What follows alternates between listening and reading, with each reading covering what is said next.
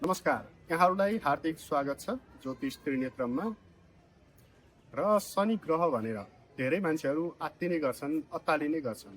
शनि ग्रह लाग्दा बित्तिकै अब सकिन्छ, अब हुँदैन, अथवा अब चाहिँ मलाई दुःख आउँछ, अब सङ्घर्ष आउँछ, अब मैले चाहिँ दुःख भोग्नुपर्छ, यी खालका यावत खालका कुराहरू हुन्छन्। शनि ग्रह देख्दा बित्तिकै मान्छेहरू चाहिँ प्रायः जसो तर्सिने गर्छन्, आत्तिने गर्छन्, अत्तालिने गर्छन्। र यो शनि ग्रह भनेको न्यायको देवता हो। शनि ग्रह जहिले पनि न्याय दिलाउने खालको ग्रह मानिन्छ।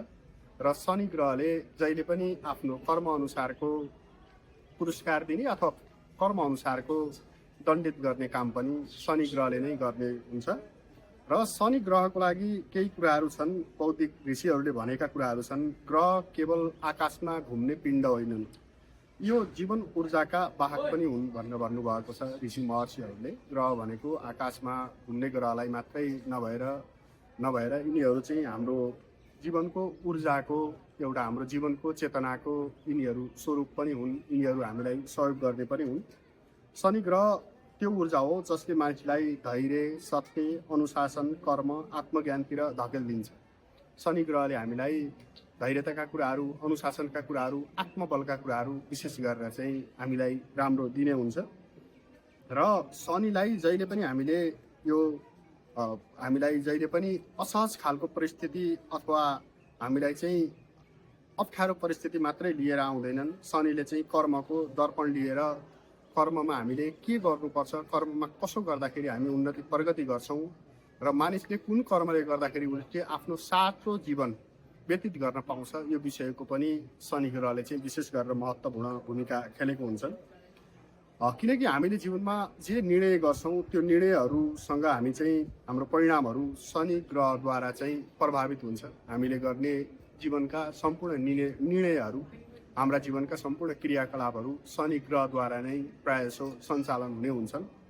हाम्रो कर्मले हामीले चाहिँ कसरी हामी अगाडि बढ्छौँ, धैर्य हामीमा कतिको छ, हामीमा अनुशासन कतिको छ, अरूलाई सहयोग गर्ने, अरूलाई समर्थन गर्ने, यी गुणहरू हामीमा कस्तो छ, यो कुराको लेखाजोखा चाहिँ शनि ग्रहले गर्नुहुन्छ। र हामीले शनि ग्रहको सबैभन्दा ढिलो चल्ने ग्रह पनि शनि ग्रह नै मानिन्छ। किन भन्दाखेरि शनि ग्रहको गुण भनेको, शनि ग्रहको गति भनेको अलिकति ढिलो छ। शनि ग्रहलाई चाहिँ जीवनमा गहिरा समयहरू हामीले चाहिँ दबावमूलक, समयमूलक यी खालका कुराहरू हामीले चाहिँ शनि ग्रहबाट नै सिक्ने गर्छौँ। र दुःखले हाम्रो चाहिँ आत्मा निदाउँछ भने दुःखले आत्मा बिउजाउँछ पनि। शनिलाई आत्मा बिउजाउने ग्रहको चाहिँ गुरु मानिन्छ। शनि ग्रहले आत्मालाई निदाउनु पनि शनि ग्रहकै भूमिका हुन्छ भने आत्मालाई बिउजाउनलाई पनि शनि ग्रहकै भूमिका हुन्छ। र शनि ग्रहको आत्मालाई चाहिँ बिउजाउने, मान्छेलाई चाहिँ जागरण ल्याउने ग्रह चाहिँ शनि ग्रह मानिन्छ। र शनि ग्रहलाई चाहिँ समयलाई अनुशासनमा बाँधिदिने शक्ति पनि शनि ग्रहमा हुन्छ। शनि ग्रहको शक्ति भनेको आत्मअनुशासन, जुन आफ्नो अनुशासन छ, यो अनुशासनलाई चाहिँ बाँधिदिने खालको कुराहरू चाहिँ शनि ग्रहमा आउँछ। र शनि ग्रहमा मानिसले चाहिँ धानको बोझ जस्तै हो, जति बोझ बढ्छ त्यति झुक्छ, उति मूल्यवान हुन्छ भनेर भनिएको छ। र शनि ग्रह भनेको हाम्रो जीवनमा आउनु भनेको जस्तै प्रकृतिमा पनि धान हुन्छ, धानमा जति फल लाग्छ त्यति धान झुक्ने हुन्छ अथवा त्यो चाहिँ फलेको धान चाहिँ निहुरिने हुन्छ। र शनि ग्रहले पनि मान्छेलाई निहुरिन, झुकाव राख्न, अहङ्कार रहित बनाउन विशेष ठुलो भूमिका खेलेको हुन्छ। शनि ग्रहले कठिनाइ त दिन्छ नै, तर कठिनाइ सँगसँगै विनम्रता, झुकाव र परिपक्व बनाउनको लागि यी कुराहरू चाहिँ शनि ग्रहले दिइरहेको हुन्छ।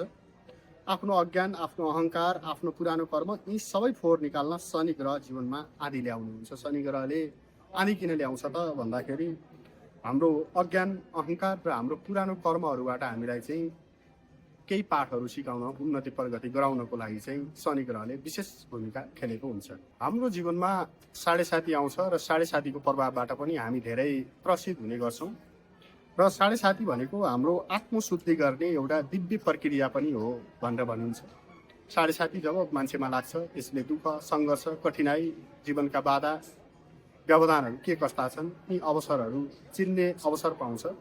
आफ्नो पढाइ लगायत चाहिँ कसैले सुख दिन्छ, कुन कर्मले दुःख दिन्छ, यो कुराहरू पनि चिन्ने कुराहरू चाहिँ साढे सातीमा आउँछन्। शनि साढे साती मानिससँग चाहिँ डराउँछ, किनकि दण्ड आयो, सत्य के हो र यो एक शुद्धिकरण प्रक्रिया हो। किन भन्दाखेरि हामी चाहिँ 7.5 आउँदा बित्तिकै हाम्रो जीवनको चाहिँ हामीले गरेका कर्महरूको चाहिँ यो दण्डहरू चाहिँ दिने हुन्छ प्रायः जसो। हामीले जानेर नजानेर केही हामीले गलत कर्महरू गरेका छौँ भने त्यो गलत कर्मको दण्ड स्वरूप हामीले 7.5 केही नकारात्मक कुराहरू चाहिँ भोग्नुपर्ने हुन्छ। र यो सत्य भनेको के हो भन्दा यो त एउटा शुद्धिकरण हो। हामीले आत्मशुद्धिकरण गर्ने प्रक्रिया हो 7.5, जुन 7.5 वर्षको रहन्छ। 7.5 वर्षमा हामीले जे जति हामीले हाम्रो जीवनमा चाहिँ सङ्घर्षहरू भोग्छौँ, त्यो सङ्घर्षबाट हामीले आत्मशुद्धि गर्ने एउटा समय पाउँछौँ, मौका पाउँछौँ। र हाम्रा शनिको 7.5 लाग्दाखेरि प्रायः जसो मान्छेहरूको पुराना सम्बन्धहरू चाहिँ बिग्रिने, झुटा मित्रताहरू चाहिँ हटाइदिने, अप्राकृतिक इच्छाहरू चाहिँ हाम्रा चाहिँ चकनाचुर हुने अथवा टुट्ने, अहङ्कारलाई भुइँमा खसालिदिने, यस्तो खालको कुराहरू आउँछन्। र त्यसपछि मात्र जीवनमा नयाँ फुल फुल्छ। जसरी नयाँ फुल फुल्नको लागि एउटा बिरुवाले जसरी एउटा सङ्घर्ष गरिराखेको हुन्छ, माटोबाट फुटेर फुट्नु र उठेर पनि अझै जीवनमा चाहिँ आफ्नो पातहरू फैलाएर चाहिँ अगाडि बढ्नु जति ठुलो सङ्घर्ष छ, त्यस्तै ठुलो हाम्रो जीवनमा पनि सङ्घर्ष हुन्छन्। र शनिले चाहिँ विशेष गरेर हामीलाई फुल्नलाई विशेष भूमिका खेलेको हुन्छ। किनकि जसको कर्म बलियो छैन उहाँलाई बलियो बनाउनु पर्यो, अथवा जसले सत्य सुन्दैन उहाँलाई सत्यको मार्ग देखाउनु पर्यो। जसको धैर्य छैन धैर्य दिनु पर्यो उसलाई, जसको घमण्ड गर्छ उसलाई विनम्र बनाउनु पर्यो। शनि परिवर्तन बिना छोड्दैनन् र सिकाए बिना पनि लाउँदैनन् भनेर भनिएको छ। र जसले सत्य सुन्ने आँट गर्दैन त्यसलाई सत्य सुनाउनु पनि शनिकै काम पर्छ। जसमा धैर्य छैन उसलाई धैर्यतामा ल्याउन अथवा धैर्यवान बनाउनु पनि शनिको ठुलो भूमिका हुन्छ। जसले घमण्ड गर्छ र घमण्डलाई पनि विनम्रतामा परिवर्तन गर्नको लागि शनिको ठुलो हात रहेको हुन्छ। र त्यसैले शनि परिवर्तन बिना केही पनि सम्भव छैन। त्यसैले परिवर्तन गर्नु नै शनिको मूल उद्देश्य रहन्छ। र शनिबाट हामी डराउनु पर्दैन। शनिलाई मित्र बनाएर, शनिलाई हामीले चाहिँ आफ्नो साथी बनाएर, शनि भनेको हाम्रो कर्म हो, कर्मलाई चाहिँ हामीले आफ्नो जीवनमा एउटा सकारात्मक ऊर्जा दिने एउटा गुरु बनाएर हामी अगाडि बढ्न सक्यौँ भने शनिको प्रकोपबाट अथवा शनिको हामी त्यो दृष्टिबाट हामी चाहिँ जोगिएर अगाडि बढ्न सक्छौँ। र शनिले चाहिँ विशेष गरेर मानिसमा सिर्जना गर्ने गुणहरू भनेको धैर्य, मौन, अनुशासन, स्थिर बुद्धि, सत्यप्रयणता, परिश्रम, एकान्त प्रेम, आध्यात्मिक जागरण, यी खालका कुराहरू शनिलाई चाहिँ मनपर्ने हुन्छन्। त्यसैले धैर्यता छ मानिसमा, मौनता छ, सत्यता छ, परिश्रम छ र आध्यात्मिक केही गुणहरू अथवा आध्यात्मिक साधनाहरू छन् भने त्यस्तो व्यक्तिहरूलाई शनिले मन पराउने हुनाले शनि चाहिँ यी गुण भएका मान्छेहरूमा विशेष प्रसन्न रहन्छन्। त्यसैले हामीले शनि प्रसन्न पार्नको लागि हामीले अरूको सेवा, अरूको सत्कार, विनम्रता, हामीले चाहिँ सत्यता, यी खालका कुराहरू हामीले राखिराख्नु पर्ने हुन्छ। यी खालका कुराहरू हामीले जोडिराख्नु पर्ने हुन्छ। यी गर्दाखेरि शनि प्रसन्न हुने गर्छन्। र शनिको पूजा गरेर हामीले चाहिँ विशेष गरेर शनिको लागि पनि हामीले लाभ लिन सक्छौँ। शनिको पूजा गरेर हामीले अब तेल चढाउनु त भइ नै हाल्यो शनिको लागि चाहिँ, यो एकदमै शुभ उपाय भयो। तर यो सँगसँगै हामीले चाहिँ अझै यो अनाथ जीव जनावरहरूलाई हामीले सेवा सत्कार गऱ्यौँ। कागलाई हामीले, कुकुरलाई, कसैको पनि सहारा छैन, ती सहारा नभएका जीव जनावरहरूलाई हामीले माया गऱ्यौँ भने शनि प्रसन्न हुन्छन्। र असहाय गरिबहरूलाई हामीले उनीहरूको चाहिँ आँसु पुस्ने काम गरिदियौँ, समाजसेवा गरिदियौँ भने पनि शनि प्रसन्न हुने गर्छन्। र हाम्रो चाहिँ भएको अहङ्कार घटायौँ र सत्यको बाटोमा हामी हिँड्यौँ भने शनि आफै प्रसन्न हुन्छन् र हामीले शुभ फल प्राप्त गर्न सक्छौँ।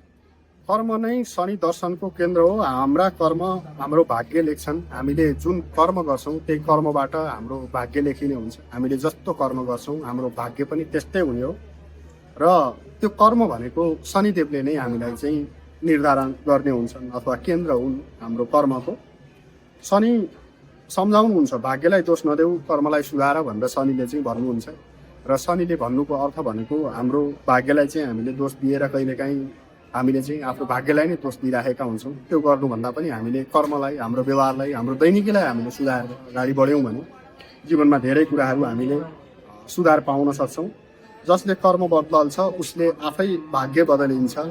जसले कर्म बदलेको छ, कर्ममा शुद्धता ल्याएको छ, कर्ममा विनम्रता ल्याएको छ, कर्ममा चाहिँ सत्यता ल्याएको छ, कर्ममा चाहिँ सहयोगीपन ल्याएको छ, त्यस्तो कर्म भएको मान्छेको भाग्य चाहिँ आफै बदलिने हुन्छ अथवा भाग्यले पनि उसलाई चाहिँ साथ दिने हुन्छ। र जीवन र हाम्रो शनिको ऊर्जा सन्तुलनमा ल्याउनको लागि हामीले ओम सङ शनैश्चराय नमः शनिबारको दिन हामीले जप गर्न सक्छौँ।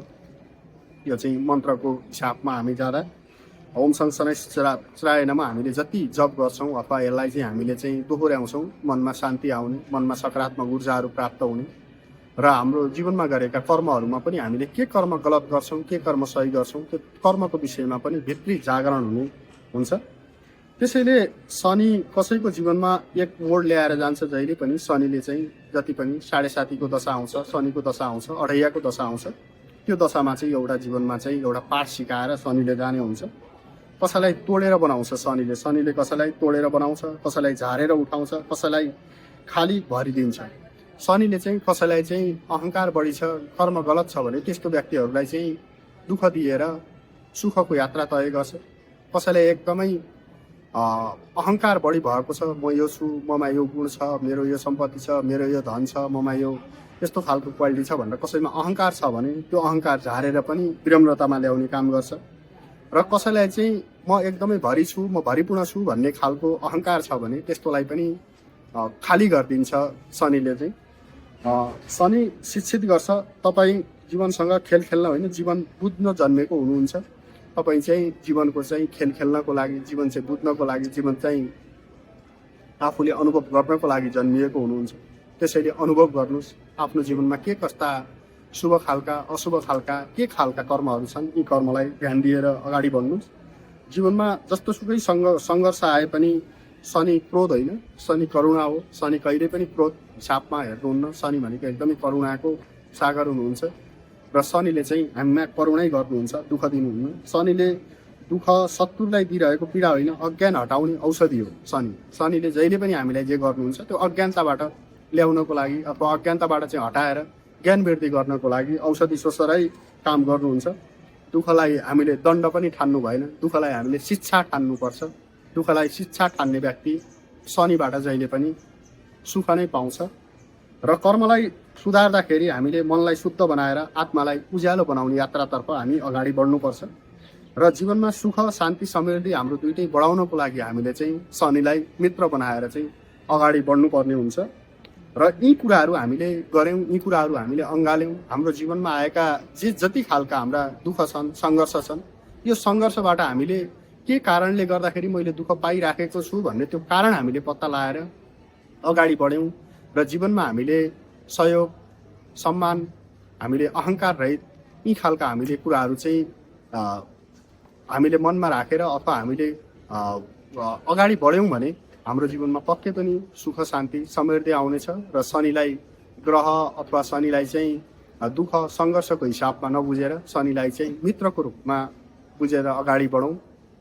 जय शनिदेव।